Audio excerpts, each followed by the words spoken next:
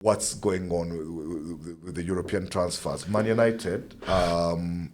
I think the biggest. We didn't expect that there would be splashing out in the first day of I think for me the transfers, and already it looks like they have 2 conquests. The biggest conquest they've done is retaining Bruno, because Bruno turned down a huge deal, a mouth-watering deal.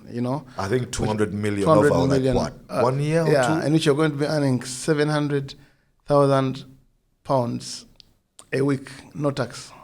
I mean, that's mind-boggling. That's astonishing, Mark. That's crazy. For a 30-year-old, it's basically you're being handed your retirement package in advance, and you're riding into the sunset. I think for United, given the problems they've had this season, to hold on to Bruno is a massive coup, because lose Bruno, United was going to become another yo-yo team, because you can't lose your best player.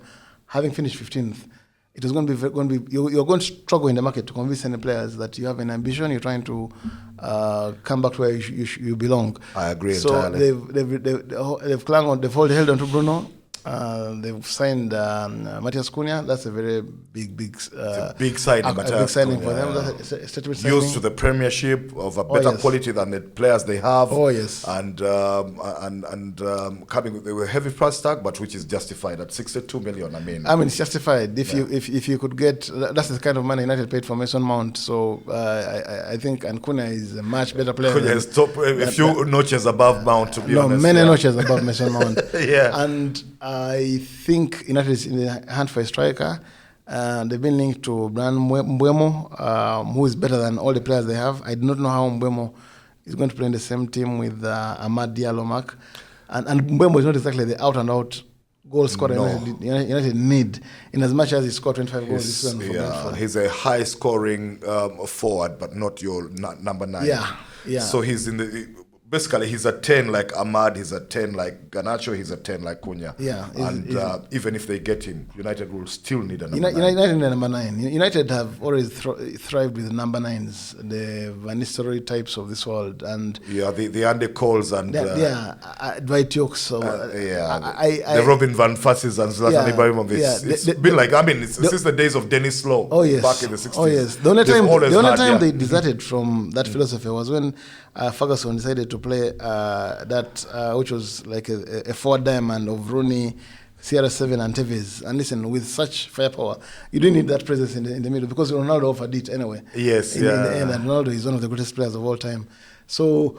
you either have the 9 or you have scorers. There's a time when you had Canton and Mark Hughes and Brian McClair. Yeah. You didn't think any of them was a real like number 9. It's the kind of thing which Barcelona became famed for. They didn't need any presence in the box. When you had Messi, you had David Villa, you had all these. They are just their movements and creativity. And Neymar and everybody. But eventually they had a Luis Suarez in there. Luis Suarez, but who also wasn't exactly playing like a number 9. At least wasn't a 6-yard player. He wasn't a 6-yard box player. No. So Arsenal.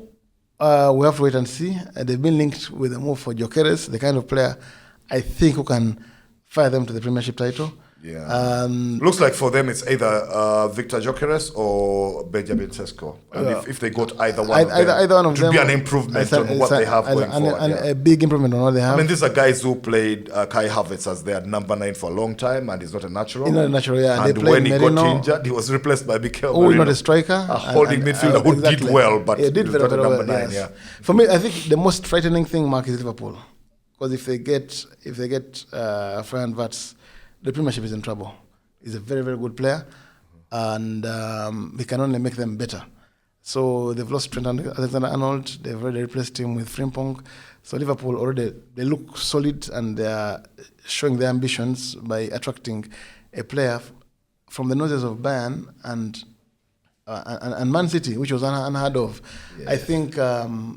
it's just we're just starting the special election season. This window has just started. Going to be many. But you're right, Mark. Yeah, so Man United already splashing out because it looks like they're in a hurry. Arsenal only waiting, but Liverpool have flashed out. So have Chelsea. Oh yes. They've also brought the number 9 in Liam Delap from Ipswich. And then outside of England, Real Madrid already and Bayern Munich already doing their business. When we come back next week, I think Trent will do well for Real Madrid. Yeah, when we come back next week, there'll be a clearer picture for us to discuss on those transfers, and because they have to do them quickly before the World Club Cup kicks off. Yeah. and then after that the window closes. And the World Club Cup actually kicks off next week. Yeah, and then reopens later. Yeah. So when we come back next week for Mark to Mark, we will have a clearer picture of that, and we'll be giving you more of the same here. Right now, though, I need to tell you, Mark, that we've run out of time and we need to sign out. So on that note, I'll just say to everybody out there, get online, watch us, subscribe, comment, and do everything, and then come back next week for even more, because that more will also include our own, the beautiful, the one and only Pearl. Bye-bye.